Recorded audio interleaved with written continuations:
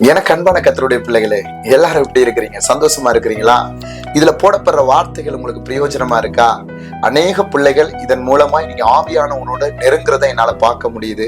உங்களுடைய மெசேஜ்கள், உங்களுடைய விண்ணப்பங்கள் ஒவ்வொன்றையும் பார்க்கும் பொழுது தொடர்ந்து நான் உங்களுக்கு ஆட்சேபிக்க விரும்புறேன். இந்த வார்த்தைகளை நீங்க கேட்கறது மாத்திரமல்லாம நீங்க வெளி தோற்ற கிறிஸ்தவர்களாய், மாம்சத்துக்குரிய கிறிஸ்தவர்களாய் இருக்காதபடி ஆவியானவரோட உள்ளான அனுபவத்துக்குள்ள வர நீங்க என்ன செய்யுங்க? விரும்புங்க, நெருங்குங்க. நீங்க நிறைய பிள்ளைகளை என்கிட்ட கேட்கறது, ஆவிக்குரிய மண்டலத்துல நான் தொடர்ந்து பிரயாணம் பண்ண விரும்புறேன் பாஸ்டர், ஆவிக்குரிய அனுபவத்துக்குள்ள நான் வர விரும்புறேன், ஆனா என்னால செபிக்க முடியல, வேதம் வாசிக்க முடியல, உபவாசிக்க முடியல. ஏன் அப்படின்னா, நல்லா கவனிங்க. கொலைசியர்கள் நிருபம் 3வது அதிகாரம் 3வது வசனத்தை படிங்க.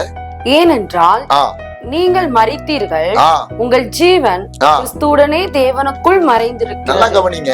ஏனென்றால் நீங்கள் மரித்தீர்கள், உங்கள் ஜீவன் கிறிஸ்துவுடனே தேவனுக்குள் மறைந்திருக்கிறது.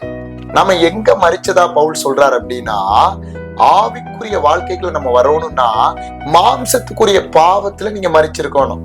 அப்படின்னா தான் இன்னும் உங்களுக்கு விவரமா சொல்லணும் அப்படின்னா, நீங்க என்னைக்கு இந்த உலக பாவத்தில இருந்து நீங்க வேறு பிரிக்கப்பட்டு ஞானஸ்தானம் எடுத்தீங்க பாத்தீங்களா, நீங்க இயேசுனுடைய ரத்தத்துல கழுவப்பட்டு புதிய பிள்ளையா வரும் பொழுது தேவ சாயல், அந்த பரிசுத்த ஆவியானவரை நீங்க தரிச்சிருக்கிறீங்க. நீங்க அந்த மண்டலத்துக்குள்ள வரும் பொழுதே நீங்க என்ன செஞ்சிட்டீங்க? உலக பாவத்துக்கு மரிச்சிட்டீங்க. அதான் அழகா சொல்றாரு, ஏனென்றால் நீங்கள் மரித்தீர்கள், உங்கள் ஜீவன் கிறிஸ்துவுடனே. முதல்ல நம்ம ஆவிக்குரிய மண்டலத்துக்கு வர்றதுக்கு முன்னாடி நம்முடைய ஜீவன் தான் இந்த உள்ளான மனுஷன் ஆவியானவரால புதுப்பிக்கப்படணும். நீங்க ஆவிக்குரிய பிள்ளைகளாய் வந்துட்டீங்கன்னா பாவத்துக்கு இடம் கொடுக்க கூடாது. நீங்க ஏசப்பாவை அறியாம எந்த பாவத்துல எல்லாம் இருந்தீங்களோ, எந்த பாவத்துல எல்லாம் நீங்க செய்தீங்களோ, நீங்க என்னைக்கு ரட்சிக்கப்பட்டு ஞானஸ்தானம் எடுத்து தேவனுடைய பிள்ளைகளா மாறினீங்களோ அன்னைக்கே உங்களுடைய ஜீவன் கிறிஸ்துவுக்குள்ள வந்துடணும்.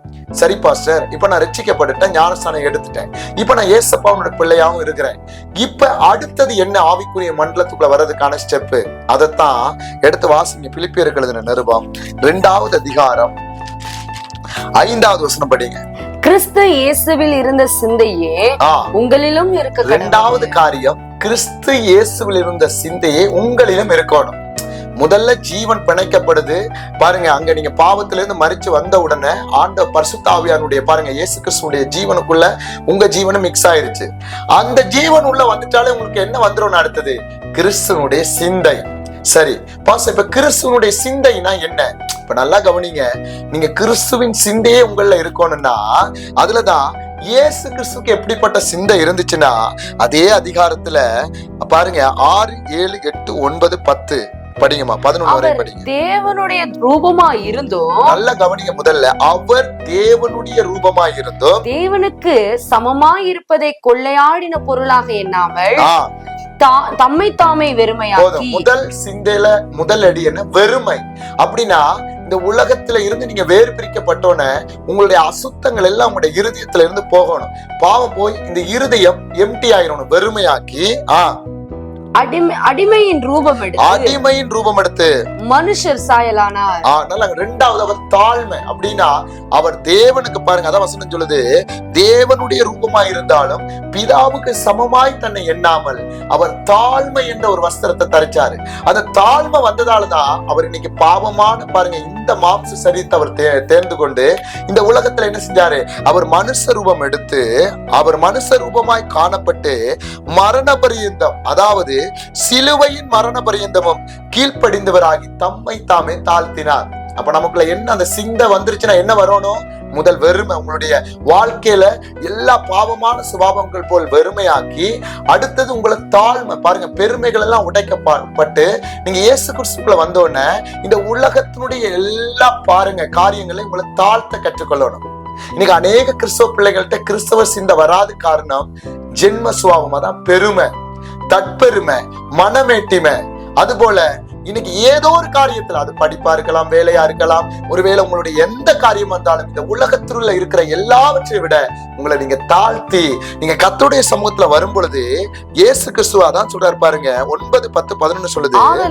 ஆதலால் தேவன் எல்லாவற்றுக்கும் மேலாக பாருங்க, இது அவர் செய்த உடனே இயேசு கிறிஸ்து தாழ்த்தி எல்லாம் வெறுமையாக்கி தாழ்த்துற உடனே அவரை உயர்த்தி இயேசுவின் நாமத்தில் வானோர் பூதலத்தோர் பூமியின் கீழானோருடைய முழங்கால் யாவும் முடங்கும்படிக்கும் பிதாவாகிய தேவனுக்கு மகிமையாக இயேசு கிறிஸ்து கர்த்தர் என்று நாவுகள் யாவும் அறிக்கை பண்ணும்படிக்கும் எல்லா நாமத்திற்கும் மேலான நாமத்தை அவருக்கு தந்தருளினார். அவரை எல்லாவற்றுக்கும் மேலாக பிதாவானவர் அதான் கர்த்தர் உயர்த்தி வச்சாரு.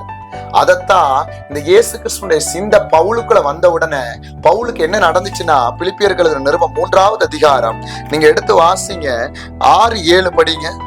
பக்தி வைராக்கியத்தின்படி சபையை துன்பப்படுத்தினவன் நியாய பிரமாணத்திற்குரிய நீதியின்படி குற்றம் சாட்டப்படாதவன் ஆகிலும் எனக்கு லாபமாய் இருந்தவைகள் எவைகளோ அவைகளை கிறிஸ்துவுக்காக நஷ்டம் என்று எண்ணினேன். படிச்சிருங்க.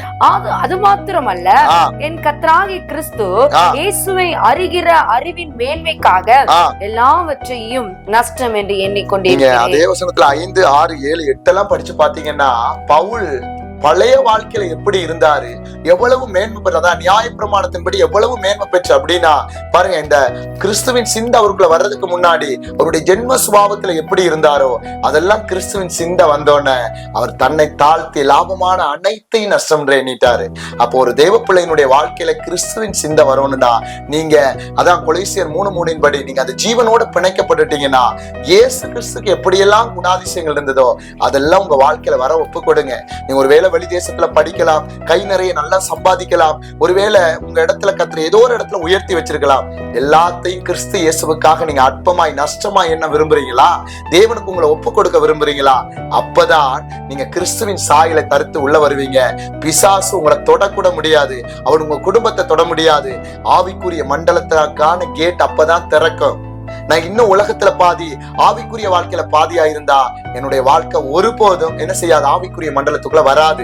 இன்னைக்கு மூத்த ஊழியக்காரர்கள், தேவனுடைய பிள்ளைகள் இந்த அனுபவத்துக்குள்ள இருக்கிற பாருங்க, சில தேவனுடைய பிள்ளைகள் மூத்த ஊழியக்காரர்ல பார்த்தா அவங்க இந்த அனுபவத்துக்குள்ள வந்ததாலதான், அந்த கிறிஸ்துவின் சிந்தியை தரித்ததாலதான் அவங்க எவ்வளவு பாருங்க, பல பேருக்கு ஜனங்களுக்கு முன்னாடி எவ்வளவோ ஆயிரங்களுக்கு முன்னாடி நின்றா கூட அவங்க தங்களை குறிச்சு மேன்மை பாராட்ட மாட்டாங்க. பாராட்டினா கர்த்தர் அதை எடுத்துருவாரு.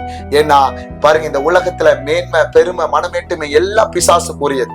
அது போல பாவங்களை தான் லூக்கா நம்ம 4:5 படிக்கிறோம்ல, அது எல்லாம் பிசாசுக்கு கொடுக்கப்பட்டிருக்கபடியால் அது தேவனை அறிந்தும் துன்மார்க்கமாய் அவர்களுக்குள்ள சிக்கி இருக்கிற கிறிஸ்தவ பிள்ளைகளுக்கு கூட அவன் கொடுக்கிறான்.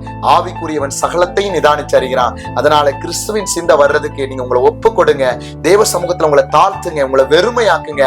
ஒவ்வொரு நாளும் ஆவியானுடைய அனுபவத்துக்குள்ள வாங்க. இன்னும் அடுத்தடுத்த ஸ்டெப் எல்லாம் நம்ம வர்ற செக்ஷன்ல பார்க்கலாம். இது முதல் ஸ்டெப் பாருங்க. கொலோசியர் 3:3 படி நீங்க இணைக்கப்படுறீங்க, ஜீவனுக்குள்ள மறையிறீங்க. பிலிப்பியர் 2:5 படி அந்த கிறிஸ்துவின் சிந்தையை பாருங்க உங்கள இருக்கணும். அந்த சிந்தை எப்படின்னா கிறிஸ்து எப்படி இருந்தாரோ அதை பிலிப்பியர் 3 அவர் சொல்றாரு. 5ல இருந்து படிச்சீங்கன்னா அவர் 8 வரையும் சொல்றாரு. இந்த கேட்டகரி முதல் நீங்க கடை கொள்ளுங்க, என்ன செய்யுங்க, கடை பிடிங்க, கடை கொள்ளுங்க. அதுக்கப்புறம் நீங்க பாருங்க அடுத்த ஸ்டெப் வரும் பொழுது கர்த்தர் உங்களை கொண்டு பெரிய காரியத்தை செய்கிறவர். தொடர்ந்து அநேக பிள்ளைகள் உங்களுடைய விண்ணப்பங்களை எங்களுக்கு அனுப்புறீங்க.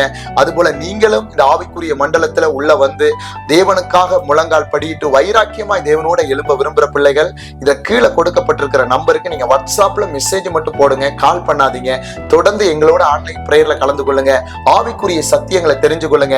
இந்த பிரேயர்ல கலந்து கொள்ளும் பொழுதே கர்த்தர் உங்களை கொண்டு பெரிய காரியத்தை செய்கிறத நீங்க பாப்பீங்க. கட்டுக்கள் உடையும், எல்லா சூழ்நிலைகள் மாறும். கர்த்தர் உங்களை கொண்டு பெரிய காரியத்தை செய்வாரு. சோர்ந்து போகாதீங்க, கர்த்தருடைய சமூகத்துல காத்துருங்க. கர்த்தர் தாமே உங்களை ஆஸ்வதிப்பாராக. God bless you.